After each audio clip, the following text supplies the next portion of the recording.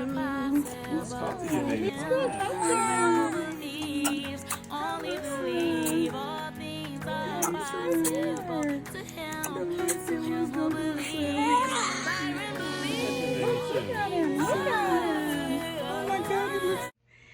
So let's just start here. I live in Georgia, and for years I have been told that I failed to progress. I have 4 girls, and I definitely needed 2 C-sections out of the 4 C-sections that I've had. But my first birth, I went into labor by myself, and she's kissing her little brother. Come on, Genesis, stop it. Let mommy do the video. Can mommy do the video?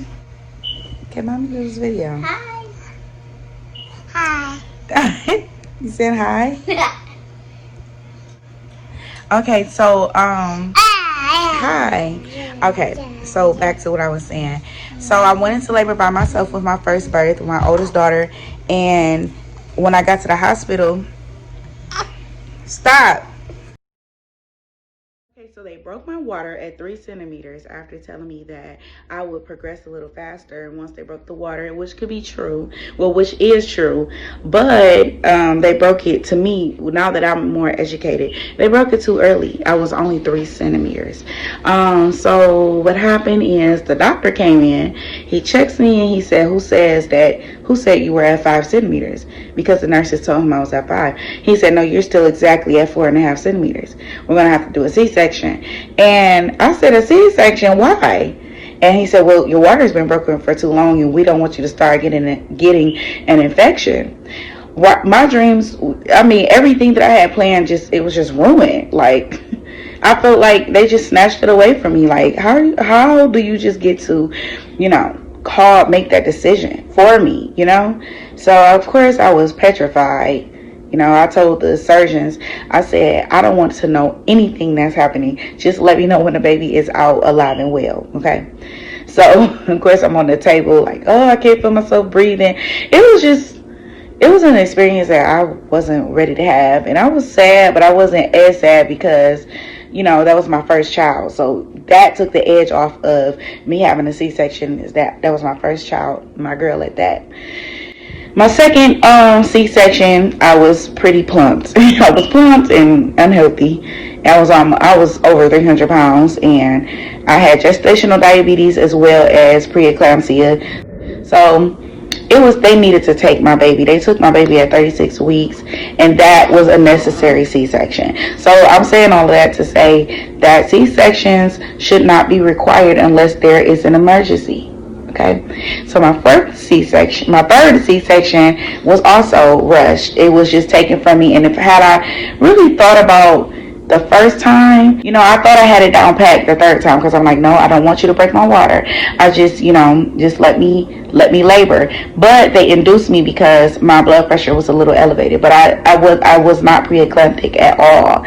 So if I could rewind the time from back to when I was having my third child, I would just ask them for some blood pressure medicine. Like, they tried to get my blood pressure down with my second child with medicine, and they didn't even give me that, So, I think they finally gave me some, but they just made it seem like, "Oh, well, we have to induce." Right. I didn't want to have to be induced. Just give me the medicine, right? So they induced me. They gave me the blood pressure medicine. And one thing about induction is, if your body isn't ready, if your baby is not ready, it's just not going to happen. And they know that. That's why the statistics says that your chances for a C-section are higher with inductions. So I was induced. They were impatient. "Well, you've been at this for about a day and a half, and the baby is not even down yet." They made me get a epidural, and I told them I didn't want one. "Well, we have to give you one just in case we have to do a C-section." That was a setup for failure. I did not want an epidural, and they pretty much made me get one. So, of course, everything began to stall. And I couldn't get up and move around like I once was, I was moving around. I progressed. They put a Foley ball in me at first, and then they gave me Pitocin. So they went from 0 well, about 1 to 4, and then 4 to maybe 5.5. They kept saying I was 5.5, and the doctor came in. I think we should just really consider doing a C-section. Nothing's progressing, blah blah blah. The regular. This is what they tell you, and basically they baited me. They baited and switched. That's what they call it, a bait and switch. Because when I found this hospital, they said that they did VBACs, after 2 C-sections. Yeah, we'll do it, but I didn't know that when the doctor says, yeah, we'll do a trial of labor, they're not really for it.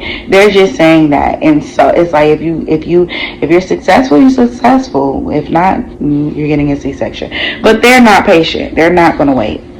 For C-section, I got all the way to 8 centimeters. However, that birth was, that labor process was not a joke, honey. I'm talking about, I was having 6 centimeter labor pains at 2 centimeters, and come to find out, I had a bladder infection. It was definitely my fault because I could not stay away from pop and juice, and water was just not my friend. So I had a bladder infection, and it just made the labor pains that much worse. However, I did not know that I had progressed to 8 centimeters, and at that time I begged for the epidural. I said, you may be able to hear my kids. But I got to 8 centimeters, and I begged for the epidural. I didn't even actually know I was at 8 until after the birth. But I begged for the epidural.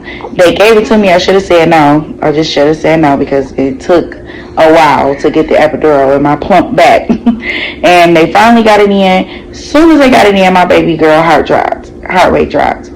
Whoosh, and I'm like, oh my God.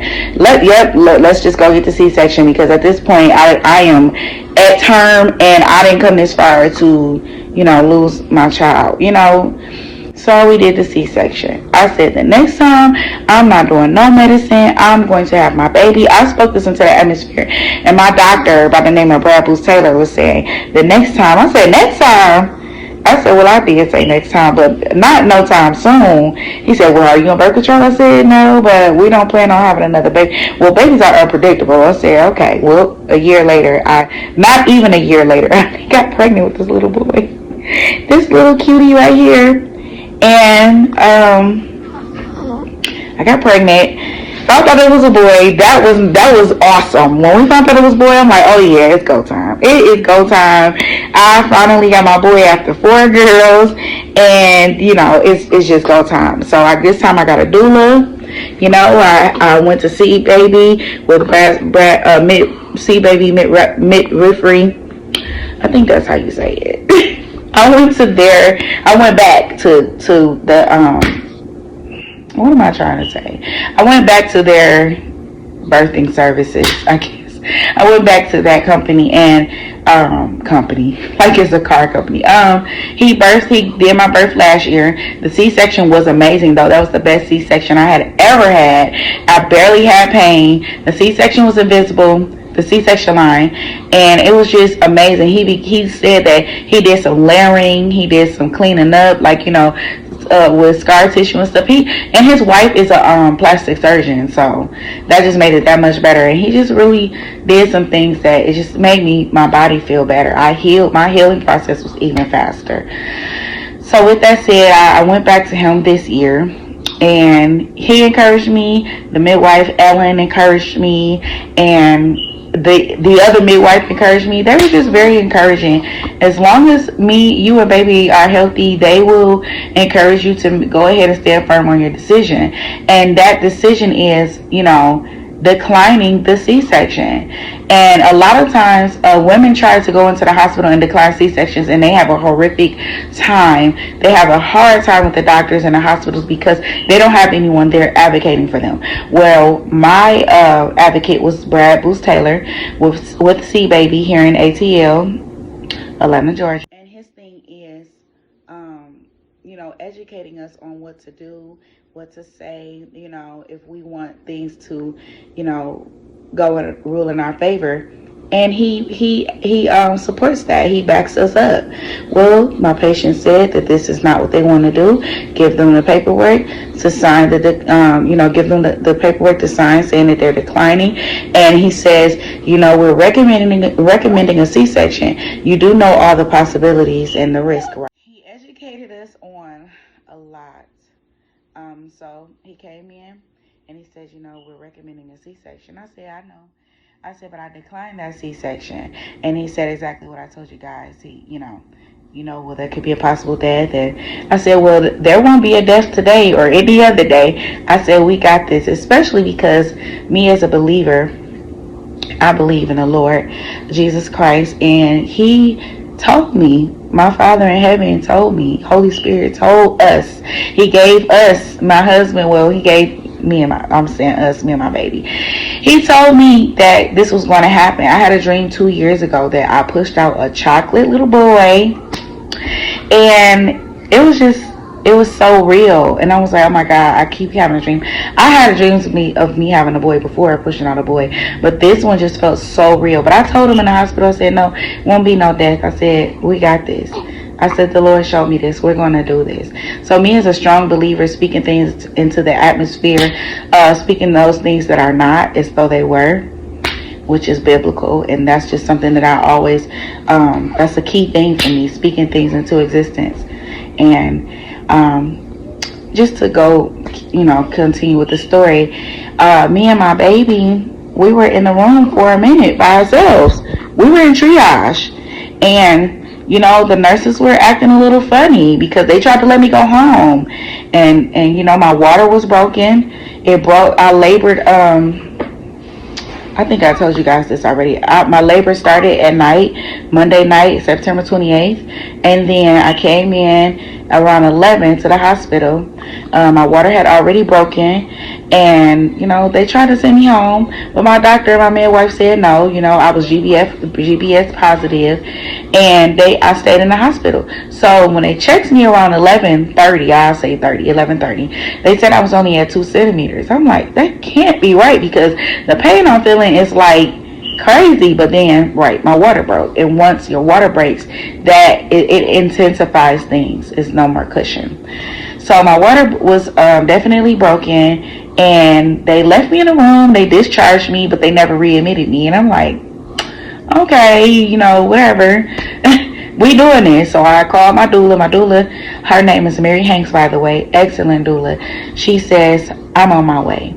And so while we're waiting for her to come, I'm on the bed as she told me to do. She told me to lift up the bed, the head of the bed all the way, lean over it, and just let my hips kind of drop.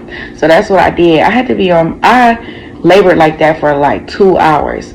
I'm talking about until my legs started to shake. I mean, I was tired. But I just told my baby, I said, all right, Peyton, that's my baby name. Come on, Peyton, you got to help mommy. We got to do this together. And I had my praise and worship music going. And every surge, I just swayed my hips back and forth. I just, rocked back and forth. And those sways did help. It does not make the pain go away, but the sways, they definitely helped me. With that said, my doula shows up and I'm like, could you help me get on the ball? So I got on my exercise ball. That intensified things. Woo! But I knew I needed to stay on there, because it was just helping. It would help things move along.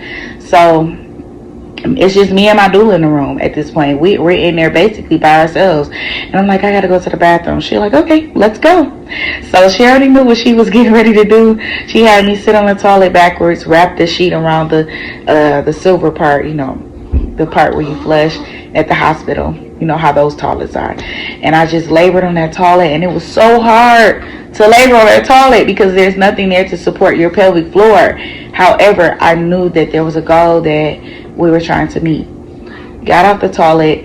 I tried to beat the contraction and run to the hospital bed. It didn't work like that. It caught me. It caught me. It was like, tag, you're it. And I was like, oh my God. And I got on the bed, hurry up and crawled on the bed. My doula goes, I was trying to tell you that your labor, it progresses with movement. I was like, okay, well, thanks. I could tell this story over and over again. However, we continue to labor. Now, at this time, the labor just starts to just get stronger and stronger. And now I'm like, oh, I'm kind of losing it. But I hear the Lord say, "Be calm for your baby. Be calm for your baby." And my doula is helping me. She's praying for me. She's massaging me with different oils and things like that. And so I will look at the monitor where you can see your baby's heart rate, and I'll say, okay, I hear the Lord say, be calm for your baby. So I just calmed myself and allowed the Lord to wrap me in his arms. I surrendered to the process, and then I started to lose it again, and the Lord would say, be calm for your baby. So at this time, there is no more calm. Because I'm like, this contraction is really big. So I didn't know the time. I didn't want to look at the time, any of that. A nurse finally comes in, and she's trying to get an IV. They can't get an IV in my arm. I'm like, I want an epidural. Then I was like, no, I'm not going to get one. I'm not going to get one.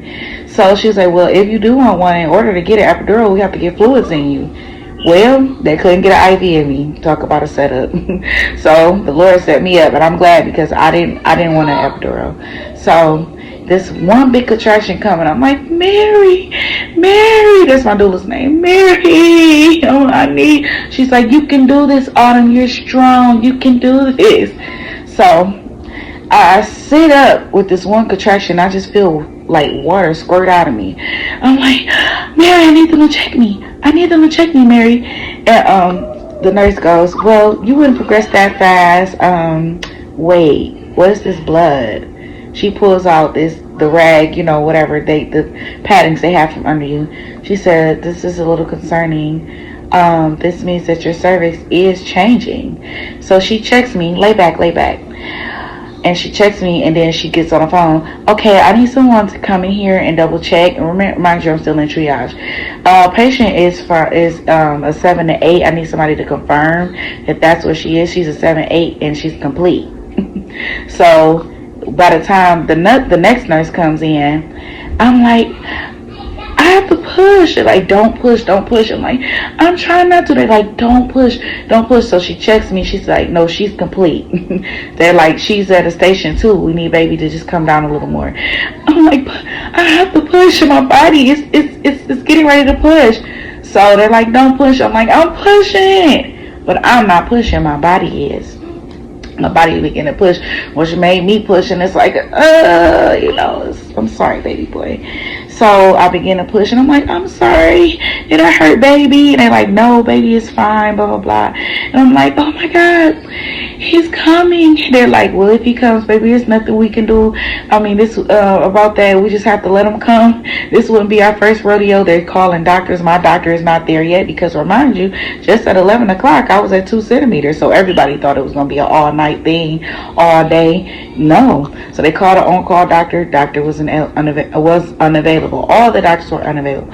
My doctor came in just in time because when he came in, before he came in, they said, yeah, he's coming. He's crowning. He's right there.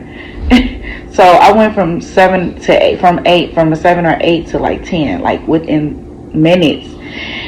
My husband even missed the birth. But we weren't mad because it surprised everybody, Came in at 2 centimeters.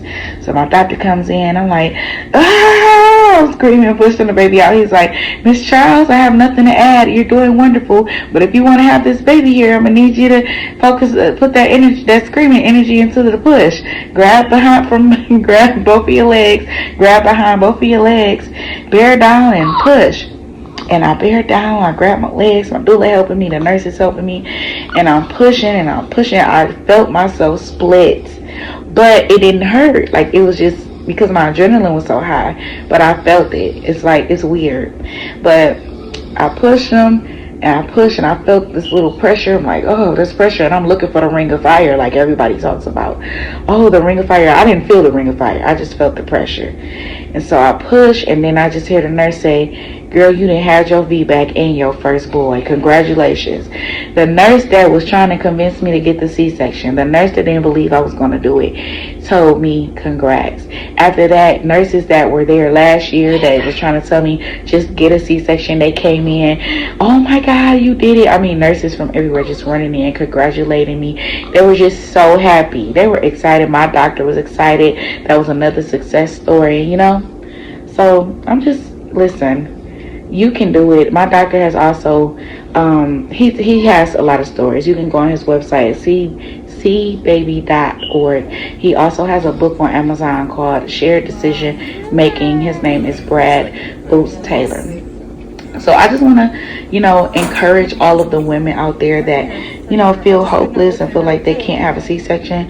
I'm sorry. No, you don't want another C-section. If you need a C-section, if it's an emergency, I think that's when you should have a C-section. I don't think C-sections should be, oh, well, you failed to progress. No, the doctors they're being impatient. Because back in the day, people labor for 3 days. Labor takes time. It takes time, so don't let the doctors make you feel like, oh, you've been in labor for too long. Now, if you are in labor and your baby is showing distress, you know, to look to be in distress, you know, or you're getting ready to, you're facing death, you know, yeah, a C-section. But if everything is fine, the baby heart rate is fine, nothing, no infections, there's no need for a C-section. So don't let the doctors fool you, okay? Don't let them fool you into having your baby on their schedule. So I just want to encourage all the ladies and let you that out there that wants to have a VBAC and let you know that it is possible. You can have a vaginal birth after your first C-section, after your second. As a matter of fact, let's not even get a C-section. Leave those inductions alone. If your doctor say, hey, I can induce you, no, you don't want to be induced. You don't want to be induced. If it's not medically necessary, stay away from inductions. If you can, try to go all natural without any medicine in your IV or epidural. If you need it, you need it. Some people can still go progressing, or you know, their babies can do fine with the epidural. But also, an epidural also increases your chances of having a C-section. So you know, just pray, get a doula or 2 or 3, and you know, try to have that baby natural. You know, it wasn't easy, but it was over. As soon as that baby came out, all the pain gone. It was back to like period cramps, because you know, after you deliver the baby, you have to deliver the placenta. Then after you deliver the placenta, you know, you're breastfeeding the baby, and it's causing your uterus to shrink, and it was an amazing experience. So that's my story, guys. Thanks for watching. All things are possible through Christ. Believe in that. All right. All things are possible to him who believes, only believe. All things are possible to him who believes.